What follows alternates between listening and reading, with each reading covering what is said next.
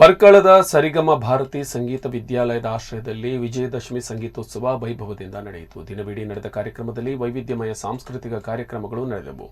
ಒಂದು ದಿನದ ಈ ಮಹೋತ್ಸವವನ್ನು ಮಾಜಿ ವಿಧಾನ ಪರಿಷತ್ ಸದಸ್ಯ ಗಣೇಶ್ ಕಾರ್ನಿಕ್ ಉದ್ಘಾಟಿಸಿದರು. ಬಳಿಕ ಕಾರ್ಕಳದ ಅನಂತಪದ್ಮನಾಭ ಭಟ್ ಇವರಿಂದ ಶ್ರೀ ವಾದಿರಾಜರ ಕುರಿತ ಹರಿಕತೆ ನಡೆಯಿತು. ಪುಟ್ಟ ಮಕ್ಕಳಿಂದ ಪಿಳ್ಳಾರಿ ಗೀತೆಗಳು ಮತ್ತು ದೇವಿಯ ಕೃತಿಗಳು ಹಾಡಲ್ಪಟ್ಟವು.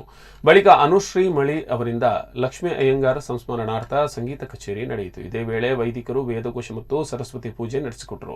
ಕಲಾವಿಹಾರಿ ಎ ಈಶ್ವರಯ್ಯ ಅವರ ಸ್ಮರಣಾರ್ಥ ಸಾರಕದ ಗೀತಾ ಅವರ ಸಂಗೀತ ಕಚೇರಿ, ವಿವಿಧ ಕಲಾವಿದರಿಂದ ಪಂಚರತ್ನ ಗೋಷ್ಠಿ ಗಾಯನ ಮತ್ತು ನವಾವರಣ ಕೃತಿಗಳ ಗಾಯನ ನಡೆಯಿತು. ಸಂಜೆ ನಡೆದ ಸಮಾರೋಪ ಸಮಾರಂಭದಲ್ಲಿ ನರಸಿಂಹಮೂರ್ತಿ ರಾವ್ ಇವರಿಗೆ ಗೌರವ ಸನ್ಮಾನ ಹಾಗೂ ವಿವಿಧ ಕಲಾವಿದರಿಗೆ ಅಭಿನಂದನೆ ಸಲ್ಲಿಸಲಾಯಿತು. ಕಾರ್ಯಕ್ರಮದ ಕೊನೆಯಲ್ಲಿ ಗುರುದಾಸ್ ಶೆಣೈ ಮಣಿಪಾಲ ಇವರಿಂದ ಹಿಂದೂಸ್ತಾನಿ ಗಾಯನ ಹಾಗೂ ಬಾಲಕೃಷ್ಣ ಮಂಜೇಶ್ವರ ಅವರ ಶಿಷ್ಯರಿಂದ ಭರತನಾಟ್ಯ ಕಾರ್ಯಕ್ರಮ ಜರುಗಿತು. ಈ ಶರೀರ ಇರುವಂತಹದ್ದು ಧರ್ಮ ಸಾಧನೆ. ಅವರು ಹೇಳಿದ್ದಾರೆ, ನಮ್ಮಲ್ಲಿ ಸಂಸಾರದಲ್ಲಿ ಜ್ಞಾನ, ಸತಿಸುತನಲ್ಲಿ ಭಕ್ತಿ. ನಮಗೇನು, ನಾವು ಬಂದ ಮೇಲೆ ನಮ್ಗೆ ವಿದ್ಯೆ ಆಗ್ತದೆ, ವಿದ್ಯೆ ಆದ ಮೇಲೆ ಒಳ್ಳೆ ಕೆಲಸ ಸಿಗ್ತದೆ, ಕೆಲಸ ಸಿಕ್ಕಿದ ಮೇಲೆ ಒಂದು ಹೆಂಡತಿ ಮಕ್ಕಳು ಎಲ್ಲ ಬರ್ತಾರೆ, ಮಕ್ಕಳು ಬರ್ತಾರೆ.